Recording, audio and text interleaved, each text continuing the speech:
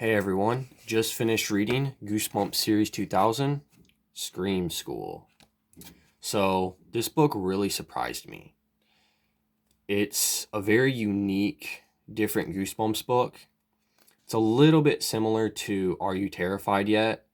It's about this kid named Jake. He's a very wimpy character, and his dad, his name is Emery, happens to be a famous horror movie director, and he's known as like the king of horror. He's kind of a famous person. He writes and directs these horror movies. And throughout the book, his dad is like scaring him. He keeps scaring him throughout this book and like pulling these pranks on him. And this is the part of the story that really stands out to me and makes it unique is this relationship that's going on between father and son. It's something that I've never seen before in a Goosebumps book. I can't recall an adult or any parent having such a significant role in a Goosebumps book as in this one.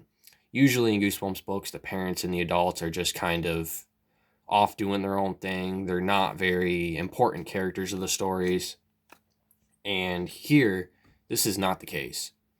So we have this, kind of unique, strange relationship going on between the father and the son. His dad is famous and he's, known for horror and he's always scaring his son. And Jake is kind of a wimpy character, so he's always getting scared by this stuff. And he feels like he has to prove to his dad that he's not scared, that he likes horror and stuff too, even though he really doesn't. So it introduces this whole unique, like dynamic kind of relationship.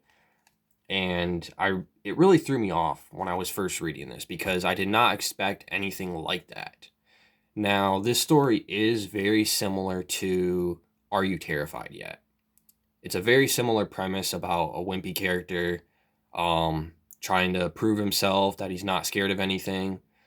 Very similar plot structure. It reminded me a lot of Are You Terrified Yet? But the whole father-son relationship really makes it stand out and is definitely unique because of that.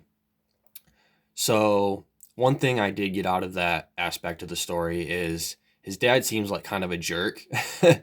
And it makes me wonder if this is one of those Goosebumps where I think R.L. Stine might have been going for a little bit of underlying themes with the story because his dad is just kind of a jerk and they don't really seem to be close, the dad and the son.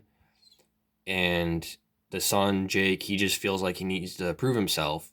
And it's just kind of back and forth with him getting scared and trying to act brave and getting put in these situations where he wants to, prove himself. I'm kind of repeating myself a little bit. Forgive me. But yeah, that's kind of the story.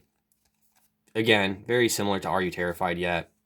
Towards the second part of the book, the story kind of starts to take a twist that becomes a bit familiar. Again, if you've read Are You Terrified Yet? I think you'll find the whole twist of this story and the ending a bit predictable, which I did as well. It was very predictable, but I did like the twist to this story. I liked the twist ending. I liked how things played out, even though I kind of saw them coming.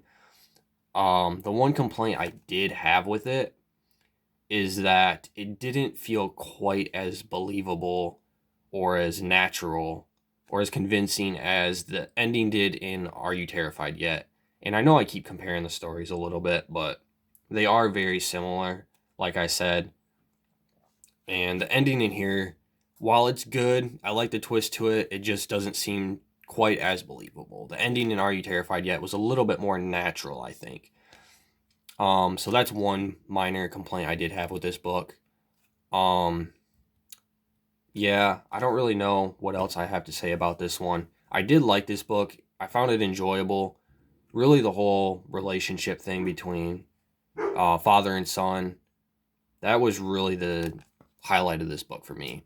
And not necessarily just because it was done really well, but just for the fact that it was different. It's not something that we normally see in a Goosebumps book. So it was interesting to see that here. And I do have some theories too on the end, but I don't want to get into that too much because I don't want to spoil it. Maybe I'll do a spoiler review of this in the future and talk about the ending a little bit more, because I kind of have a theory that maybe the ending was played out like it was for a certain reason, like the characters have slightly different intentions than they appear to. It's kind of hard to talk about without spoiling, but maybe I'll get into that in another video. I don't know yet for sure. But yeah, I enjoyed this book. Like I said, I didn't really remember it much from when I read it when I was younger, and I found out that I really enjoyed it now. I don't know if I would say I liked it better than Are You Terrified Yet? Maybe about the same. They're both very similar, as I've already mentioned, but they're both unique also in their own right. So, yeah, I would probably give this one maybe 3.5, maybe 3.75. I feel like it doesn't quite get a 4-star rating from me. Maybe like a 3.75 out of 5 is what I would give this one. So, yeah, guys, those are my thoughts on Scream School. I liked it. I thought it was unique and very different Goosebumps book. It was a little bit dull. I don't know. It just didn't have really any major thrills or scares in it, I guess you could say. But I guess you could say the same thing about books like Are You Terrified Yet? And You Can't Scare Me, where there's really not a lot of actual, like, supernatural stuff going on. So, yeah. Those are my thoughts, guys. Thanks for watching my review.